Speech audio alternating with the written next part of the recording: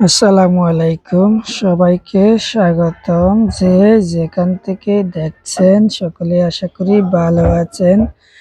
পবিত্র রমজান মাস আজ প্রায়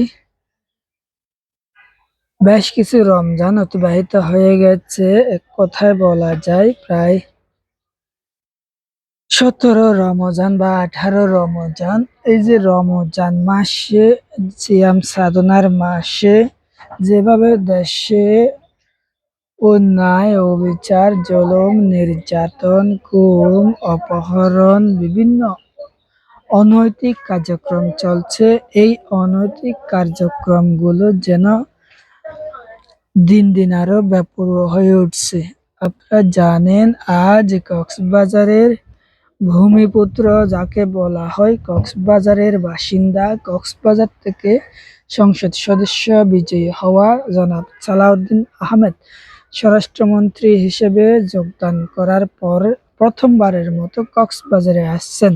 আর এই কক্সবাজারে আসা মানেই কক্সবাজারের আইন শৃঙ্খলার যে অবনতি, সেই অবনতিগুলো ঠিক করা এবং অবনতি যে হয়েছে সেই অবনতিগুলো যেন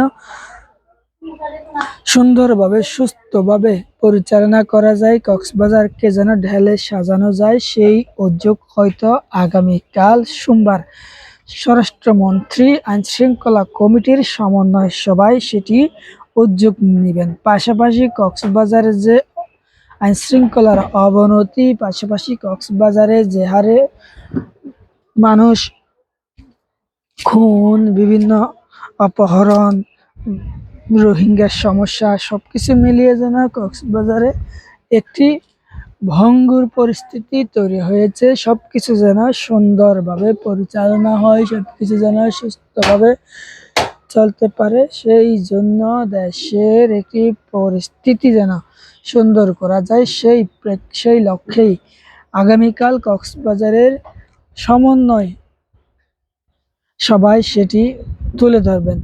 এমনকি কক্সবাজারের আইন শৃঙ্খলা সভাটি হচ্ছে শুধুমাত্র প্রথমবারের মতো স্বরাষ্ট্রমন্ত্রী হওয়ায়, এই যে স্বরাষ্ট্রমন্ত্রী আসার পরে যে অনুষ্ঠানটি হবে, এই অনুষ্ঠানের মধ্য দিয়ে হয়তো কক্সবাজারের পরিবর্তন আমরা দেখতে পারবো। তবে এখনো পর্যন্ত অনিশ্চয়তায় রয়েছে কক্সবাজারের আইন শৃঙ্খলার উন্নতি। আমরা জানি স্বরাষ্ট্র মন্ত্রণালয়ে নিয়োগ পাওয়ার পর থেকে, স্বরাষ্ট্রমন্ত্রী হিসেবে দায়িত্ব পালন করার পরে ঢাকায় আইন শৃঙ্খলার উন্নতি হয়েছে, এই কথাগুলোই শুনে আসছিলাম। তার পাশাপাশি দেশের বিভিন্ন এলাকায় অনেকটাই আইন শৃঙ্খলার উন্নতি হচ্ছে, সেই কথাগুলো শুনে আসছিলাম। কিন্তু এখনো পর্যন্ত দৃশ্যমান কোনো জায়গাতে কোনো আইন শৃঙ্খলার উন্নতি হয়েছে এমন কোনো দৃশ্য দেখা যাচ্ছে না।